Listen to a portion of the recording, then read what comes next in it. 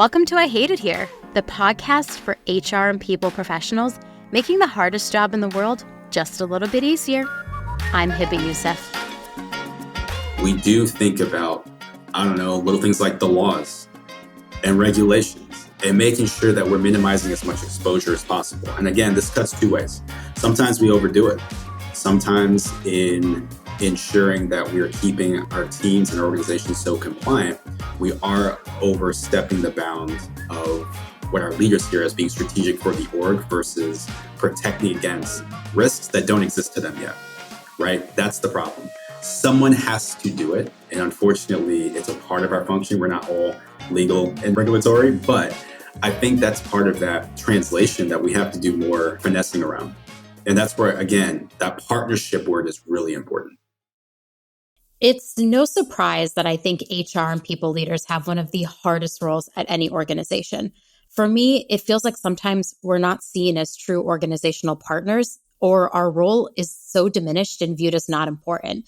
And I think over the last few years, we've seen a massive shift in that, and more HR leaders are looked to first to solve tough organizational problems.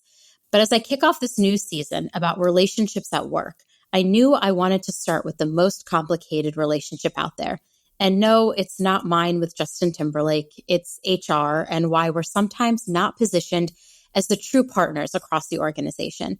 And joining me today is Chris Haygood. Chris Haygood is the Chief Executive Officer of Astute Edge. He consistently delivers impactful transformational strategies that identify diverse human capital needs while strategically matching those needs with proven solutions. He's helped leaders discover and use analytics to re-engineer their performance management and create highly engaged and high-performing cultures. Prior to Astute Edge, Chris served as the executive-level trust advisor to C-suite and board members, senior leaders, and client teams. His expansive vision, detailed planning, and forward-looking analysis have been responsible for millions in growth and revenue for global leaders, including Dell, Gallup, Press Ganey, Prime Chief of Staff, and PSP Metrics. He earned his bachelor's degree in business management with a concentration in legal studies and his MBA.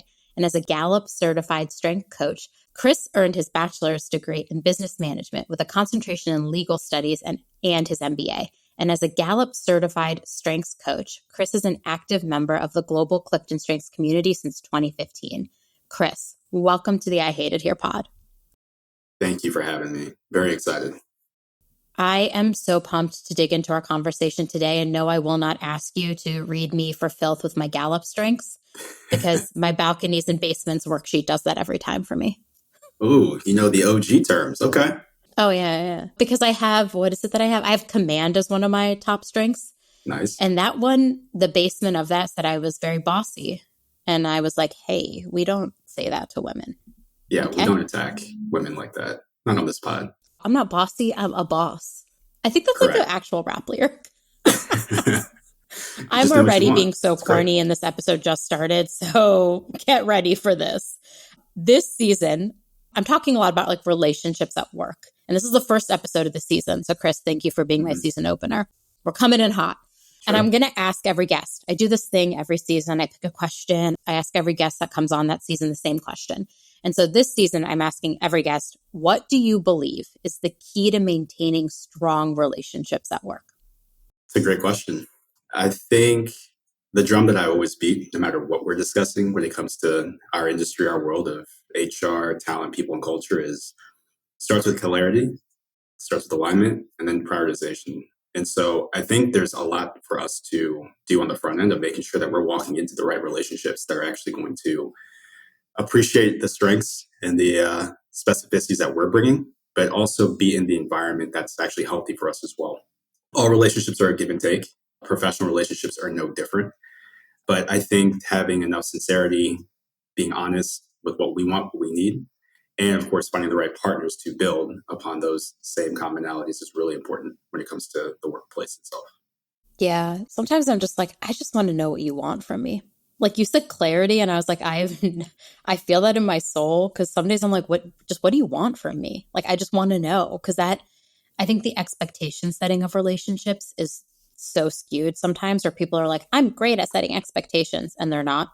And so then you're left with like so much confusion of like, what am I even doing here? Yeah. And I think we're also in a somewhat of a dire situation when it comes to feedback. I think we all say that we love feedback and that we give feedback, but when it comes to that clarity piece, again, in the professional setting, I'm not sure we're all doing the same amount of work of understanding what we need and what we want. So our own internal, our own personal clarity that we're bringing in to those both workplaces and those specific relationships. And that's why I just think it's a starting point. Yeah. Okay, cool. Well, I love that answer. That's some good tips for people as they're thinking about their relationships at work. But for today, something I want to dig in to with you is just really thinking about this role of HR and people leaders and why we're sometimes not seen as this like or true organizational partner.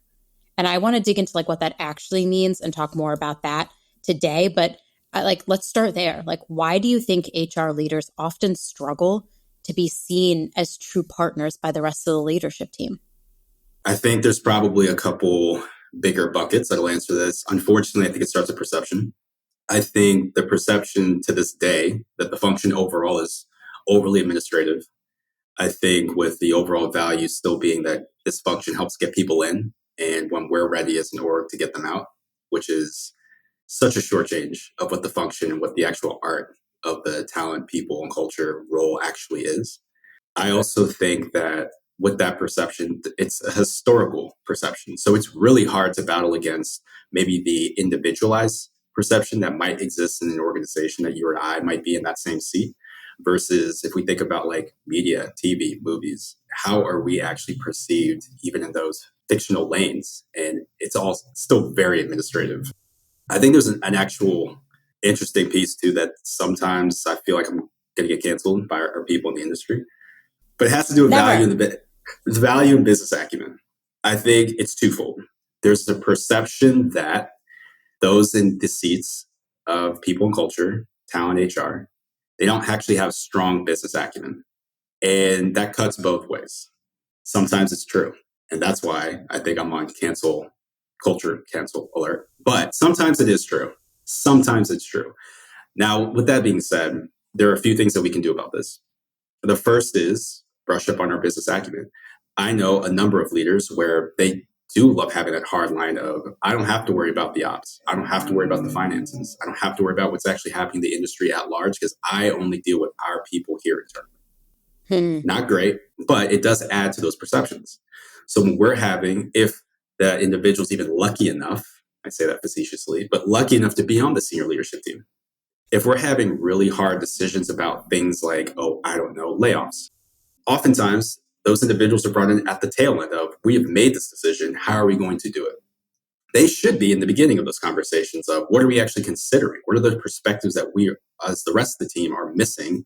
And as that people and culture person, they should really have their finger on the pulse. I think if nothing else, every senior leader team needs to have someone be the ears, eyes, the mouth of objectivity. And oftentimes that's not the person in the people and culture seat. And that is wild to me. But like I said, it cuts both Yeah. ways. If we have not exhibited that we understand the overall business, or at least that we're thinking about the overall business beyond just the people, if we only sound like the bleeding heart, then I understand why there are times where we're just not invited to the table in the way that we should be, and why our teams aren't getting the real value of having our expertise in making really critical and strategic decisions. Yeah. I mean, I think a big mindset shift that happened for me personally when I moved from kind of like the director level in HR to like more senior leadership levels was really thinking about the business. I like could not, I was like, I cannot develop these solutions without the business lens. And like maybe before I was doing like very individual contributor tactical work, but that real shift, it took me understanding like, what is our business? What does our business do? What's our space in the competitive landscape?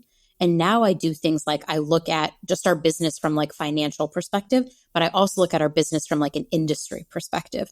Where are we in the industry? How do we compare to our competitors? What does this mean? Like I even seek out those leaders in those organizations as like thought partners to me too.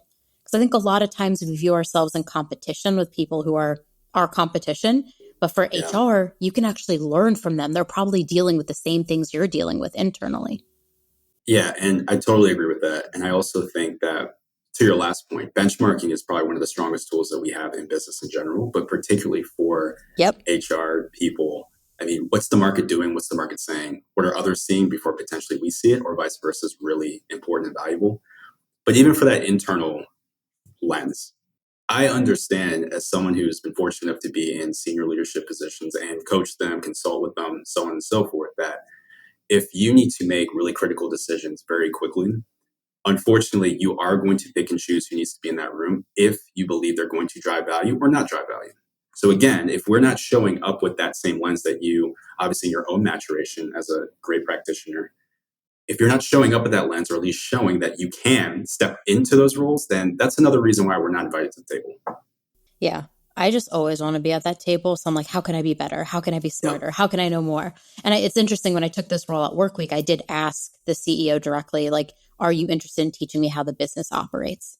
Because I think the best HR leaders out there, the best ones, honestly, I'm sorry if this hurts anyone's feelings, but they understand their organization in and out. I have to know what each team does. I have to understand their scope of work. It actually helps me better predict, like, hiring and headcount needs. It helps me predict challenges they might face.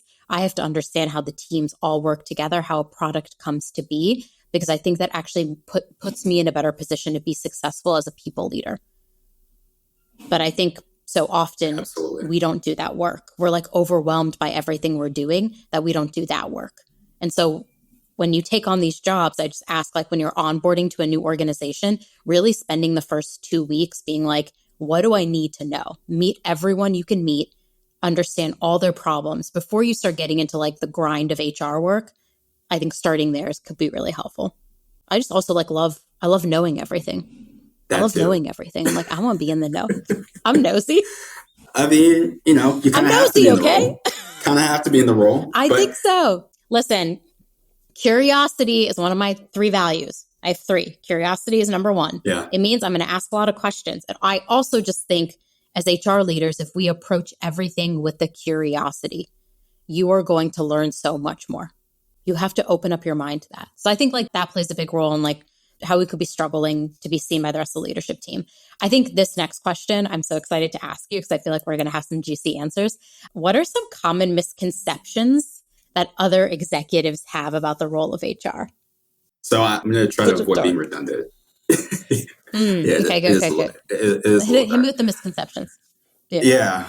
You know what? I think actually the biggest one that maybe it's more of a cause than a symptom is that the function is a cost center and is not really correlated to revenue generation. And I was very careful and specific in my wording before, as I was saying that there needs to be someone of that senior leadership team that's objectivity or objective. But oftentimes in the seats that we're talking about, they're the heart. And again, no one wants to listen to the heart when we have to make difficult decisions or if it's related to revenue. That's just the reality. Whether it's right or wrong, that's just where we are. So HR as a cost center, I think, drives a really big misconception as to what value we can bring to the conversation, which again, to avoid redundancy, does get back into ensuring that even if I am the heart of the conversation, I need to be able to put things into context. And I think a lot of the challenge, or at least a lot of what we try to help some of our clients that are in these seats, is how can we reframe what we are seeing, hearing, thinking, and even know due to that curiosity of knowing our people? How do we put that and frame it in a way that actually makes sense for the strategic vision of the org? And so, again, it's putting ourselves in a different light, but I don't want to downplay the fact that there's just a lot of misperceptions that are stacked against us to begin with. I would just like to have more support as to how do we chip away at those in our actual day-to-days.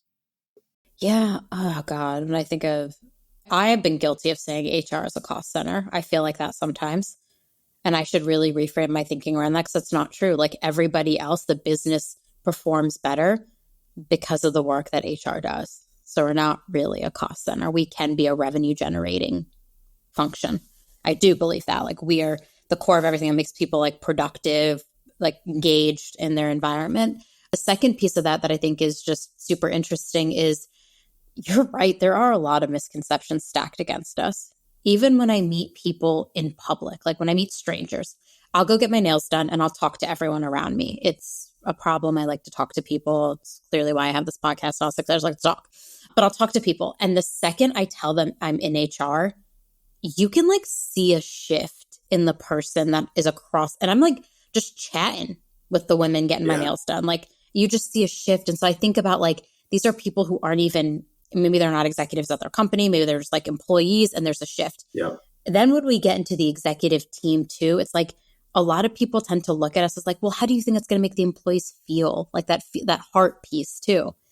Yeah. And I don't know, like I think those misperceptions, there's probably like, I would probably say it's one of my top 5 pet peeves when people think a certain thing about me and they Mm-hmm. don't actually spend the time to understand like where my expertise comes from and how I approach things.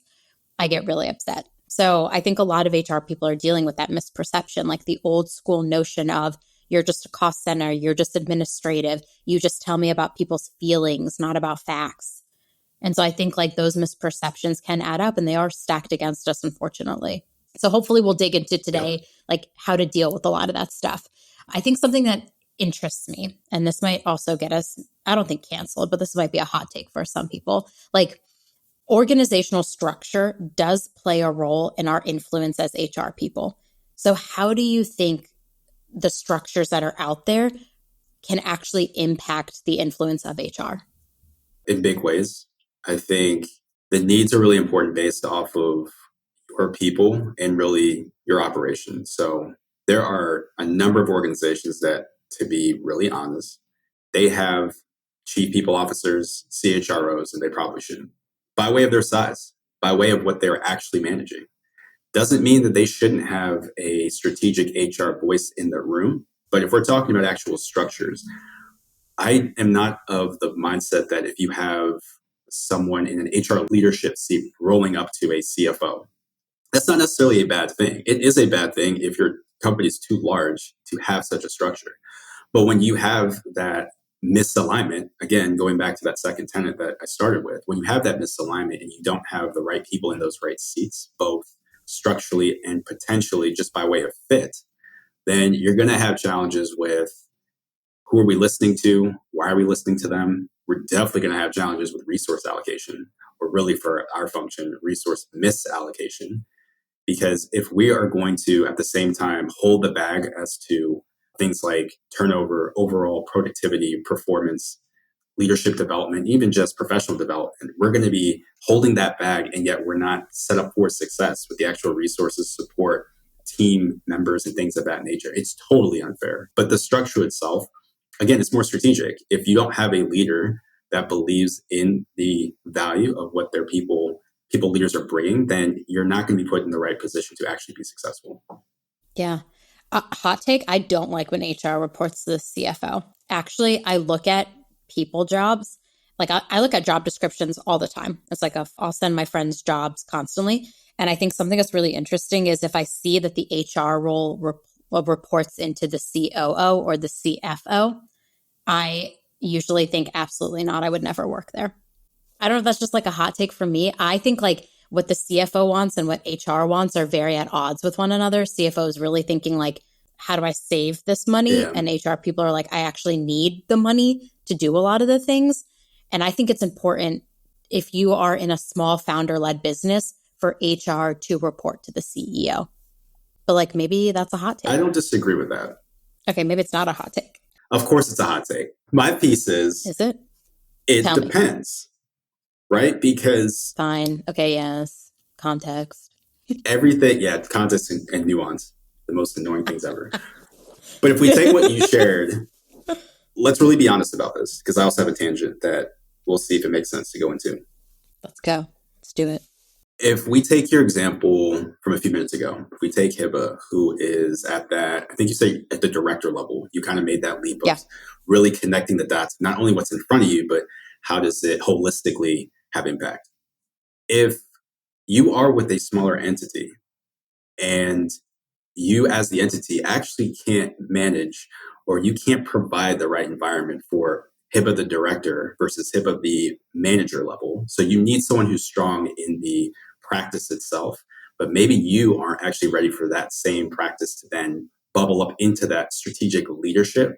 Then I actually don't want you to create a CHRO or CPO role, because that's just really going to frustrate the person who actually knows what they're doing that takes that role. Or you're going to actually bring on someone that isn't quite ready, but they're going to take the title. And that has its own slew of challenges. Interesting. Okay. Okay, fine. I'll take that tangent. I'll take it. I mean, yeah. I mean, that's right. But I don't know. I just think like at the same time, I don't know. Maybe I give too much credit to CEOs. Actually, I probably don't give enough credit to CEOs. I'm usually ragging on them. But like, I think HR should report to them because they're usually like the vision of the business. But I have worked with CEOs who are just like so bad at the people stuff. And when you then have an HR leader who is also like, again, at that manager level, who's thinking tactically and not strategically, that's a recipe for disaster. I agree with that. The company is not going to get any better. It's just going to get worse. So I see what you're saying. I'll take your point. And if I have it my way, HR should never roll up to CFOs. Yeah. I think at best it's COO. And I think that's because you should always be marrying the people with the operations. But I very much believe that there should be a strategic position for all people, culture, talent, HR, whichever title works best for you. That's in that senior leadership team. That's what I believe in. But as someone that is working with really lower middle market organizations, like it doesn't make sense for you to be a company of 15 and you have like 7 C-suite positions. It doesn't make sense. Happens so often. So often. That happens at a lot of startups. But okay, well then another tangent, and we'll get back to like our regular scheduled set of events soon. What do you think is the right number? Or do you have a number in mind where you're like, once they reach that number of employees, they really do need a CPO, a CHRO, or like a senior people leader? Yeah. So I'll probably answer it a little bit backwards. I think it's roughly around like 20, 25 that you need a senior people leader. And I'm very cool with that being like a VP of HR or, VP level. I think once you start creeping into 75, maybe 100, you start to get into that C-suite. You actually need someone that's going to help you because presumably you're going to be in some sort of growth mode. And so at that point, 75 and 100 becomes like 200, 250 very quickly. And you really need that someone with practical but strategic abilities to help you get there. Great answer. I usually say for like the stat I read and I usually stick true to is like for every 50 employees you add, you probably want to add like another person on the people team. Mm-hmm. But we're often like the last team to get any resources. Yep. Which is great, isn't it? That's a whole other thing. No, I hate this job. I love this job. Every episode, every season, I feel like I give people just like a rambling of, I hate this job, but I love this job. I do love this job. It's just, it's hard because we're combating, again, what we're talking about this episode, we're combating so much sometimes. And it can be really overwhelming and really frustrating to feel like you know something so well, and then every single person in the room wants to give an opinion on it. And I just want to be like, you did not do this job for 10 plus years or 20 plus years or 50 plus years for your opinion to matter any more than my 50 years of experience, which I don't have 50, but like, that's how I feel sometimes. And like, I'm trying to be humble and be like reasonable when people want to give feedback on people things, and then really try to explain, hey, here's why we do this thing. But like one time I explained our compensation philosophy to somebody, and the feedback they gave me was, that was kind of condescending how you explained it. And I was like, I literally just explained it. I didn't say anything. I've never been described as condescending. So I was like, me condescending? I literally just like read you verbatim what our compensation philosophy is. And so like a lot of HR leaders are dealing with that, where like we come to the room with our expertise and everyone's like, but what if we did this instead? And I'm like, what if we didn't? And we just did the thing I told you we should do because I'm the person who's the expert here. Which, brings me to like my next question, because I think this one is the never ending struggle of any HR person. In what ways do you think HR strategic value is overlooked by other departments? How many answers? All the ways. All the ways. As Megan Trainor would say, because I'm on a Megan Trainor kick right now. All the ways. Yeah. Yeah. There's such a miss in the strategic partnership. I mean, totally being underutilized, like we've already discussed, but I got to start at the beginning. When you're not leveraging the strategic partnership, then you're also underutilizing their ability to make decisions or help you make those decisions. Mm-hmm. That's a huge one. Again, if you're only viewing the function as having value in the beginning and at the end, even in your example of like reading the comp strategy, the comp structure, and being like, oh, you're being condescending. I translate that as HIPAA said something that you did not understand or you did not like, and the answer is not driving to the outcome that you want. So now we got to like make it personal. But that's not partnership. That is what happened. To be very clear, that is what happened. It's very administrative. It's you, I'm coming to you because you're supposed to make this thing happen in the way that I want. And what they got was, no, actually, I know what I'm doing. So there's a little bit of frustration there. I think there's the other aspect of how our function truly drives, or at least should be better positioned to drive culture. Again, this has to do with alignment, has to do with structure, but we are the experts in creating and sustaining the proper culture. Do we have leaders who can derail that very quickly? Yes, that's what we battle against each and every day in most of our workplaces. We get that. But again, to completely bypass us as those partners in building culture is such a huge misstep, and we see it all the time. And I think as a third bucket, just having the practical insights around talent. Again, not only in under our own roof, but what else is happening in the industry. You made the great point earlier that we get to knock on the door of our competitors and say, hey, HR or people to people, like, what are you guys seeing? Here's some of our challenges. And it's actually not that as big of a deal or transgression versus if your CEOs are sharing that information. Yeah. I think it's really funny because I've gotten so good at sniffing it out.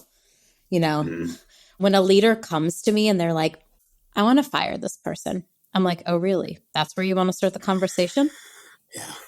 That's how I know right away. When a leader comes to me and the first thing they say to HR is, I want to fire this person, my first thought is, oh, you don't see me as a partner anymore. Like you've shown me your cards. You see me as the person who's going to exit someone from this organization. And the reality is I'm about to put you on blast. I'm about to ask you so many questions about, did you set expectations? What goals are you setting? What feedback did you give them? What coaching have you given them? How have they fallen short? How have you fallen short? And so I think a lot of times, like when you're thinking across the organization, like, does someone appreciate my value? Does somebody, understand how strategic and helpful I can be? Look at what they're coming to you for. Yep. If they're coming to you for things before they actually become problems, then they see you as a partner.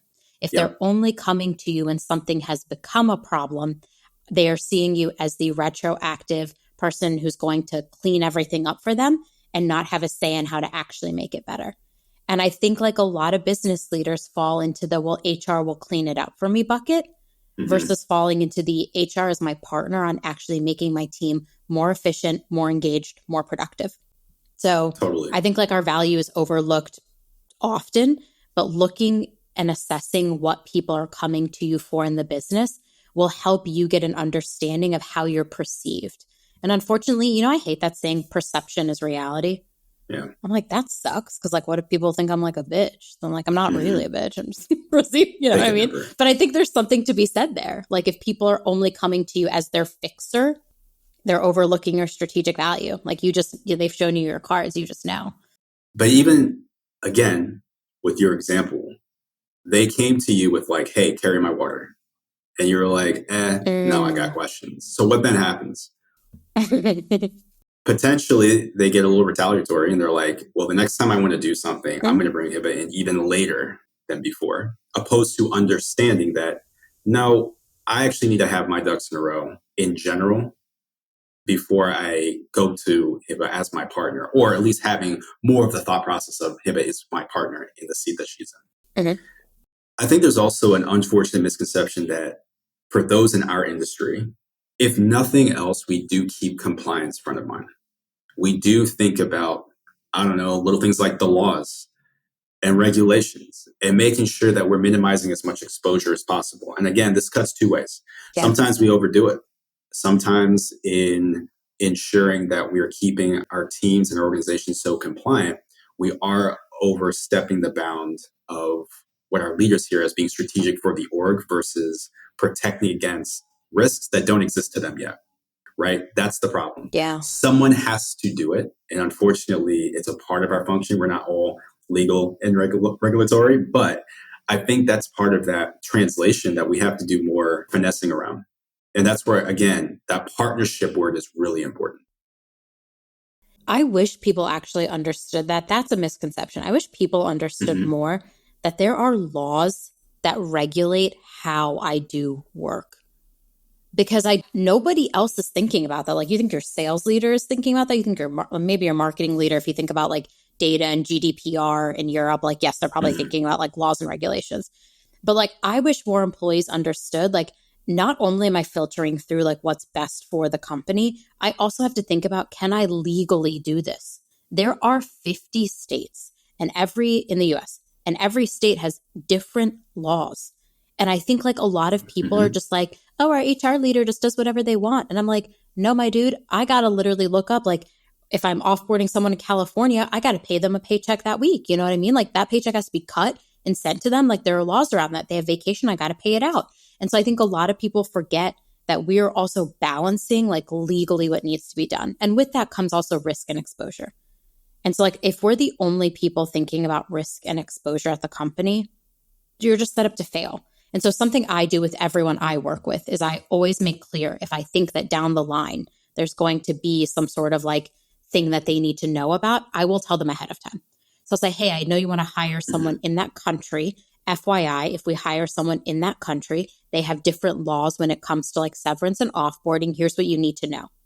I don't think it's going to fail, but I think prior to us even hiring them, you have to understand that there are things at play that you might not know, that you don't actually have a decision-making power over, and I don't have decision-making power over because I'm beholden to these set of rules. So I do wish more people talked about that aspect of it, because I think it's lost Yeah. on so many employees and leaders. It's unfortunate that the proactivity is held against the function, held against us in the industry. And unfortunately, it also feeds into like, that's what makes us the chaperones. That's what makes us the wet blankets. That's why we got to bring them in late, because they're going to slow things down. Yeah, slowing things down so we don't get sued, slowing things down so our licenses don't get suspended and things of that nature. It's not a bad thing, but to be the ones that are always proactively thinking ahead of those exposure points is really difficult. It's unfortunate, but it does lead into those misperceptions. Yeah. Oh, man. I always call myself like the adult in the room. Like, I feel like I'm the downer, because everyone will be like, we Yeah. should do this thing. And I'm like, well, actually, we like can't really do that. Cause like, here are the other things we're gonna have to think about if we do that. And if we do that incorrectly, I'm gonna have to follow up. And these are all the papers I'm gonna, and everyone's like, Yep. whoa, Hiba, okay. And I'm like, I just want everyone to know I'm really fun in real life. Right. I'm like really fun in real life, and I'm fun at work. But like, also, I'm not breaking no laws for you. I'm not. And like, that means, unfortunately, I don't get to do all the fun things I want to do sometimes. So I'm like, can't do that. Right. It's against the law. That's wrong. Someone has to do it. I think we've Someone talked a has lot to. of, I know, but someone has to do it. It's us. And that's why I think like our partnership, our relationship with everyone at the org is incredibly complicated and is so nuanced. And there are days where I wake up and I'm just like, I just want to be everyone's friend, and I want to have fun too. And I want to kick back and say all the crazy shit I would normally say. But then I'm reminded that's not my role, unfortunately. I don't know. It just feels, this job is very lonely. For sure. And just to add to that, to everyone else that's not quite in the industry that's listening to this episode, we are employees too. Hard stop. It's lost. It's lost on the employees. I'm like, do you not understand? I also work here. Yep. Like, everything you're dealing with, I'm dealing with as well. But not only that, I have to advocate for you, and I advocate for myself. And you're going to act like I'm above the rules. I'm not above the rules. One more misconception. I'm heating up, Chris. I'm heating up. Got to watch out. I'm on fire. Pretty soon, NBA Jam rules are going to come into play, and I'm going to be on fire. I'm heating up. Let's do it. I love that I just threw back my reference to one of my favorite video games of all time. Okay. This misconception that I can fire whoever I want. Everyone's like, yeah, you can fire whoever you want. I'm like, I can? Really? Because all of you would be fired if I had my choice. People be acting like HR is like the end all be all. I want one thing, it's going to happen. I'm like, I am beholden to the company leadership who, if you've raised venture capital, is beholden to a board of directors and has a fiduciary requirement to do a lot of things. And I'm just like, I wish employees understood that like I don't get to do whatever I want every day. Not only am I beholden to like these leaders and potentially a board, and if you're a publicly traded company, even more hoops you have to jump through. I also am battling the law. Yeah. So when employees make callous comments like, you can fire whoever you want, I'd be like, I wish. I would have fired all y'all already. I got my list. This is like Survivor. I'd be voting you all out. Like it's like a daily fight for one's life. Again, internally, externally, the federal government, state and local government. It's like it's everyone and everything. Do you see why this job is so hard? I just say, you know why this job is hard. But like, I wish everyone would listen to this podcast. Like every CEO out there needs to listen to this because like, come on, this job is not hard. This job is not easy. Okay. Let's talk a little bit about, we've like talked about a bunch of stuff on like the skills we need, misconceptions we have, how it's important for us to understand the business. I want to look a little futuristic. I like to like end every episode, like a little bit of, I'm already heating up. So we're about to be on fire for this next segment, like just the future of HR. And I'm curious to know, how do you see the role of HR and people, talent, culture evolving in the next decade? Maybe particularly when it comes to like our leadership. Yeah, decade feels like a really long time right now. 10 years? What the fuck? Like, it's insane. It's really insane. So old. Okay, so I got a couple thoughts bouncing in my head right now. For starters, I'm a little bit on the fence as to how well we're doing as an industry when it comes to generative AI. And if we are falling behind, if we aren't necessarily as interested as other business functions, but more importantly, how it's going to continue to impact every organization and its impact on us as a function. I think that in the early portions of it, there's some really specific roles that I'm a little concerned about. Yeah. Maybe putting them on the endangered species list. But that's neither here nor there. I think there's an aspect where part of that strategic vision has to be, where are we going more holistically? And then where are we going as a function? I think where we're going to become really important is we're going to see more of a hybrid in our work environments. And no, that's not a return to office type of tagline, as much as hybrid between humans and actual robots. We've been talking about the robotics. We've been talking about AI and machines for decades now. But like, I think we are actually at the precipice of having to consider, when we're doing workforce planning, how many of our staff are human beings versus other. And we really need to be strategic partners as to how do we blend, how do we potentially upskill, how do we make the proper evaluative process, or how do we have the proper evaluative process to make sure certain functions, certain roles actually should be, whether it's outsourced or actually infused with AI versus finding different people for those functions and roles. I think that's something that we really need to step into. I think that also has a huge impact on employee experience. I don't think over the next 10 years, hopefully not the next 25 years, that we will have organizations that have no actual humans in them. I hope that's not the case, because I don't think as a society in our country would actually be able to let the robots create a utopia for us so that we're not actually working. We get to do all the things that we just love to do. But we have to be in a better position, a better seat, where leadership is looking to us with our expertise, with the data, with the analytics, with all that we know as practitioners, as how do we do what's best for the business? Because at the end of the day, we are with organizations for some sort of goal, product creation, service delivery, whatever. But what's best for the business? And I do believe over the last 20 years, we did what was best for the business at the expense of the employee. I think definitely since the pandemic, and a little bit before then, but definitely since the pandemic, the employees no, we for sure need to be taken into account a lot more than we feel that we have been taken into account. But we need our people leaders to actually resonate with those org leaders of, even if we are going to bring in the robots, we have to worry about the people. And what does that mean for our individuals? And if it means we have to say, this is your stop on our bus, then that's fine. But we should also offer things like outplacement. We should have more ideas for upskilling through our learning and development, through even some of our professional development practices. And that's where I see a lot of value for our function over the next 10 years. Absolutely. I think about AI every day. It's starting to disturb me. I wasn't thinking about AI every day last year. Yeah. And now every time I think about Okay, I make the joke a lot, but like when I think of AI, I think of like Skynet and Terminator, which is like Okay. not appropriate. And I probably need to remove my bias that AI is like evil and going to take over the world. Sure. But with that being said, I think there's so again, HR. There's so much upskilling involved in just our job as well, because anything that impacts the world is going to potentially impact our job and impact our employees. So, Yep. like, just add this to the list of one more thing that HR leaders, you really want to be that strategic partner in the room. You want to be the people that everyone looks to. You should be thinking about generative AI, what role it's going to play at your company, and exactly what you said, Chris, like what jobs are going to change or evolve based on that. Q, who was a guest last season, has a HR community for like AI people who are just like very interested in like what prompts you should be asking.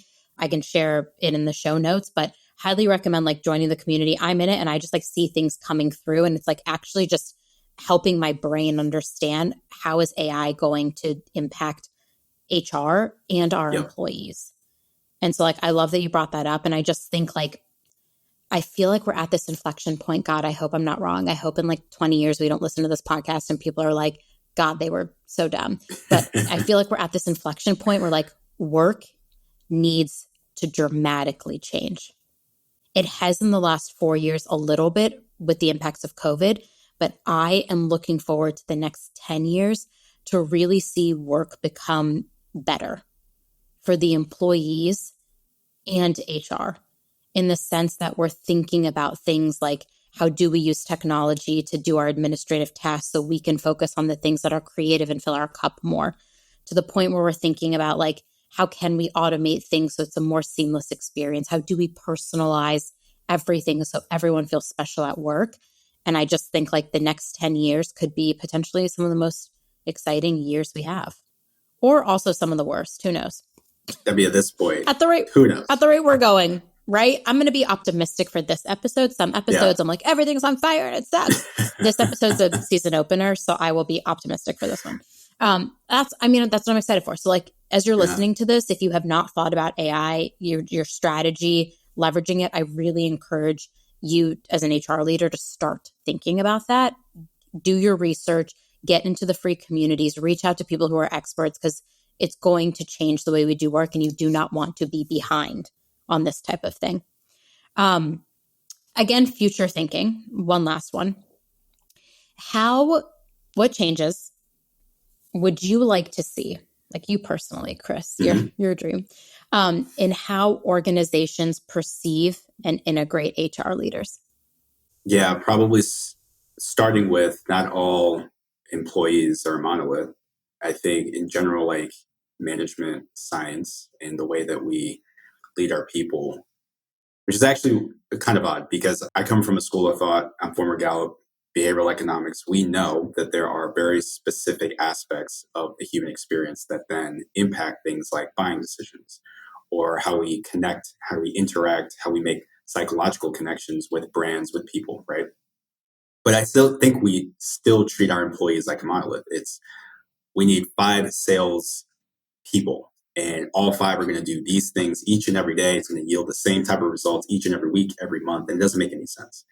I think if we could, one, stop treating people as if they aren't unique, chaotic beings, that would be really helpful. If we then started to support our people leaders as those who are actually the experts in understanding the nuances of individuals and the experts in connecting the performance needs to the specific unique talents that these individuals are bringing. If we actually looked again as those partners to get their expertise as to how do we put A plus B to equal C versus either saying, you people lead need to get us 100 new people in the next 3 weeks, or we need to lay off 100 people in the next 3 hours. Figure it out. Dang, that's a good one. I have a different answer. That's a good one, but I have a Let's do different it. answer. Let's do it. I want more HR leaders to be considered for CEO roles. And it's like I'm taking it like a very different direction with this question. I just think in the past, it Yeah. was like the CFO pipeline to CEO.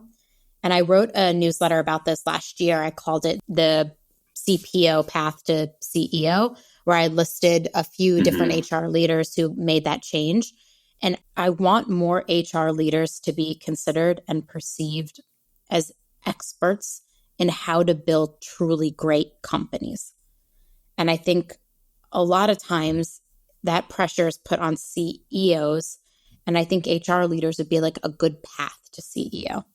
Very different answer, though. I took it very meta.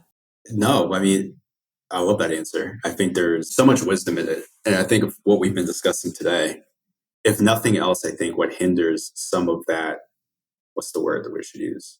Pipeline. Some of that pipeline Yeah. action is Yeah. the misperceptions, right? It's the Yeah. acumen, because it's either we aren't viewed, our function isn't viewed as having the business acumen, or we actually don't. And that's why we're not actually stepping into it. But if we want to get into hot takes real quick, one aspect that I think we have to own a little bit more, and shout out to Safe Space, because I love Safe Space. We also have to do better of holding our friends and our colleagues accountable when they aren't it. There are times where what actually holds us back as an industry is we aren't being the most truthful with not only ourselves, but with our friends and colleagues in the space. I'll take a pause. Okay, Chris. I'll let people gather their breath. I'm gasping. Y'all, my face is so red right now. He's putting us on blast. There's a bit, it's a coaching thing as well. In the same vein, I've gotten feedback that I didn't love, but it's a blind spot. And there's an aspect where this is what's feeding into some of the negative perceptions of our function and of our industry, which is somehow we're always the victim. And that's not true, and that's not fair, because there's so much being asked of those in the people's seat.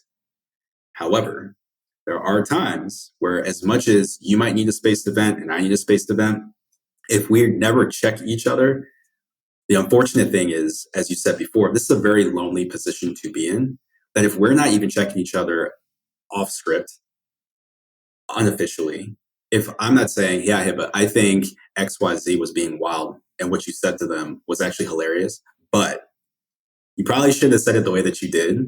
And you might want to come back around and reinforce the point a little bit differently so that your view as a leader and to lead others isn't skewed or it isn't harmed. And sometimes we're just in the same seat for too long. And I think we need to have a different type of accountability to one another, of saying, like, you might need a sabbatical or a new opportunity.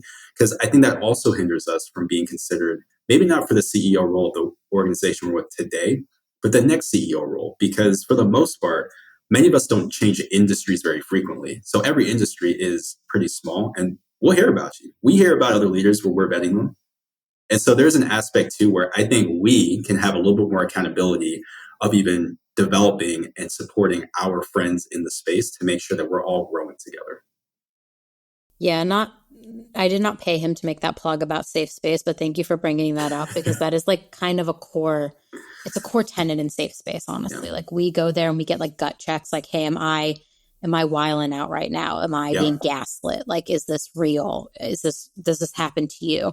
And I think we get a lot of feedback from our peers that like help us either stay the course or decide, oh God, we need to pivot radically. And I think, like, just personally, I have surrounded myself and my life and my friends and my family with people who will call me on my bullshit, because that is how we get better and evolve as people. I never want to be around people who just hype me up and are yes people, because that to me is a missed opportunity to like really actually do the hard work it takes to be better. And like, I think there's so much improvement I can do as like a person personally, even in my HR role and me as a person. And I think if I continue to surround myself with friends and close colleagues that are willing to have those discussions with me, that I'm only going to get better in my craft and personally in my life. And so that's like where I do think like a community like Safe Space holds us accountable. Where like, even if you just want to vent about something, people will say like, I just want to vent about this. And then we're just like, yeah, we've been there. But then you'll always find somebody in the comments be like, okay, but here's what you can do next to like make sure this doesn't happen again. And I kind of love that. And like, this job is lonely. Like, I don't get to shit talk with work week employees. Yep. I have no one to shit talk to, although my best friend does know every single coworker by name and the problems I have. But like, that's just like my best friend. But like, Sure. safe space is a great space and it's safe. It's called safe space because I felt like I didn't have a safe space. I literally sat up at 3 a.m. and I was like, my community needs to be called safe space because I don't have that. I don't have it at my job because I can't say all the things I want to say. And so I do think like there's so much we can learn from one another. Okay, I want to end on like a high note, even though I feel like that was like very motivational. So Tuesdays to myself. What advice? We're going to end on one piece of advice. What advice would you give? Even though I feel like we just gave a lot of advice, so maybe we could just, I don't know, we'll see. What advice would you give to current HR leaders who are struggling to be seen as strategic partners? Bring it back, run it back full circle. Yeah. Well, for starters, asking ourselves if we're in the right seat. And I don't mean that of if they can handle the role as much as, are you in the right culture? Are you with the right people that actually, you used the phrase earlier, fill your bucket? Because if there's two things that I would say about my personal life today is I value knowing where we stand, and I don't fight to be in rooms where I'm not wanted. So if you feel like you are being underutilized, God forbid, disrespected, part of that question is the juice worth the squeeze? Should you be fighting to actually have a different relationship in the current organization that you are in? If you go through that analysis and the answer is yes, the fight is worth it, I would say the most straightforward pathway of changing how you are viewed and changing relationships that you have with your counterparts or with the organizational leadership, which hopefully then cascades to everyone else, is better connecting your efforts to the overall outcomes of the business. If we stay on that thread of being more administrative than not, or at least perceived as being more administrative than not, running employee engagement surveys every year on time and starting on time, ending on time within a 2-week increment, getting everyone's reports out and helping them understand those reports actually isn't valuable to someone outside of our function. Being able to say, because of our data over the last 3 administrations, we have seen productivity go up. We have seen revenue, profitability go up. We have been able to thwart some of our turnover. We've been able to actually improve our pipeline for things like succession planning or the managerial development and things of that nature. So actually better connecting those activities that you are responsible for and executing on. I'm not saying that you need to be late on things as much as make sure that you are telling the story. Because if you're not telling the story, your value will always be lost. I have nothing to add because that was just so beautiful. I want to end that there. That's great advice. Like, if your goals are ever not related to what the business is trying to achieve, why are you even doing them? Mm-hmm. Nope, doesn't work that way. That's all I got to say. Okay, but one more fun bonus thing just for the last 5 minutes. If I tell you my top 5 strengths, do you want to read me for filth a little bit and just tell me all the bad things about myself? That's not how strength space. That's not how strength space work. That's not what we do. Okay, never mind. But yeah, tell me your 5. Maybe we can do it. I'll tell you about you, but I won't like read you for filth. Why not? I feel like that could be really fun. Because we focus on our unique talents and our strengths. I know, but like I said, there's always the basements, you know? Okay, let me tell you my top. Let me tell you my top 5. Are you ready for this? Ready. I have to go look these up. Okay, my number 1 is and always will be strategic. Love it. My number 2 is activator. Okay. My number 3 is arranger.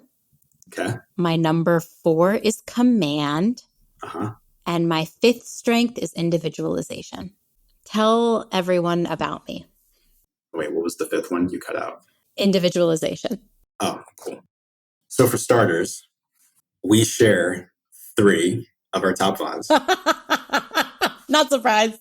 Right? So already a biased approach here. So mine are relator, individualization, arranger, strategic, and deliberative.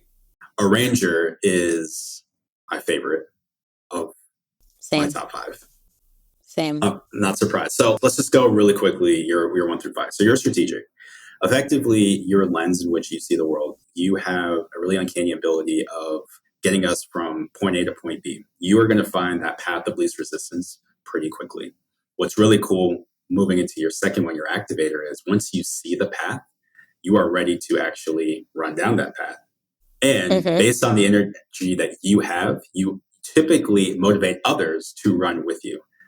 If we want to talk about basements, sometimes that energy or that enthusiasm to start can be a little stressful for others that want to have more of what they believe to be a methodical and measured approach, because they might not understand how quickly you can actually find that path of least resistance because your number one is strategic.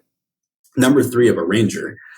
The reason it's my favorite is because I think it makes my other four, my top five, really go. Those with higher ranger, they know how to take the pieces, the people, and put them in the right configuration to give us the maximum output for whatever we're trying to do. So if we're, again, telling the story, you've got the vision with that strategic, you are really excited to go down that route with said vision, and you actually want to make sure that everyone is in the right seat, in the right place to make that strategic vision actually come to life. The command we love. So the command means you are someone who innately, if there is a bit of a void, if there is you have an unwavering confidence, you will step into that quiet aspect to say, hey, we need to either do this or we need to stop doing that. That's where your value of your command is. That's why it's an influencing theme. And then finally, your individualization. The way that I describe individualization is it's the people watching theme. I've always described my individualization. I always describe my individualization as I see each and every person on this planet as their own TV or movie. And I am watching each individual for what makes them them.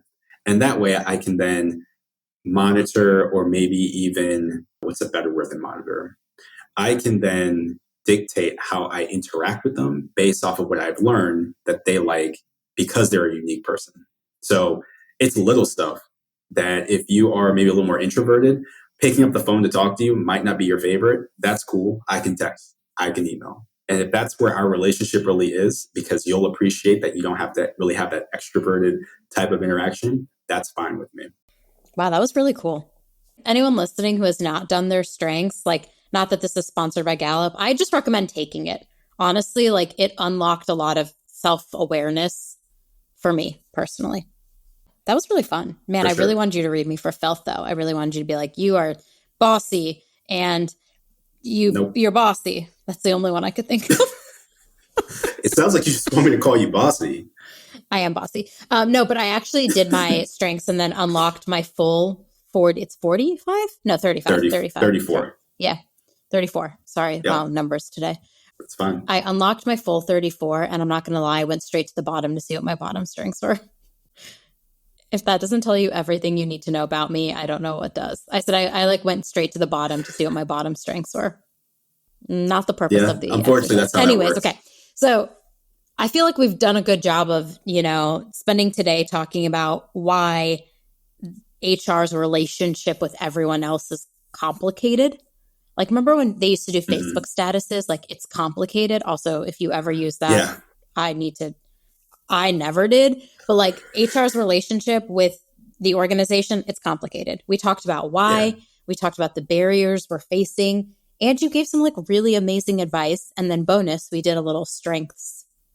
Read me for filth, but not really. But not really. So I think people are leaving with a lot of really good tips on how to think about their role in HR and setting themselves up for the future. If people are interested in getting in touch with you, how should they find you? Yeah, for sure. Maybe even in the show notes, we'll drop my LinkedIn. We will. You can follow our LinkedIn page, our Instagram, and Astute Edge. And as always, again, just really appreciative of always our partnership, our friendship, your tutelage to me of just understanding the industry. And shout out to Workweek of just understanding what a great practitioner and leader that they have in you and giving you the space to do what you do best each and every day. So just wanted to throw that out there as well. Damn, dude, trying to make me cry? That's fucked up. I feel real emotional right now. That was great. This is such a good episode. Thanks for tuning in. Keep up with all the latest HR resources by subscribing on Apple, Spotify, Google, or wherever you listen. And if you love I Hate It Here, tell an HR friend. I'll see you next time.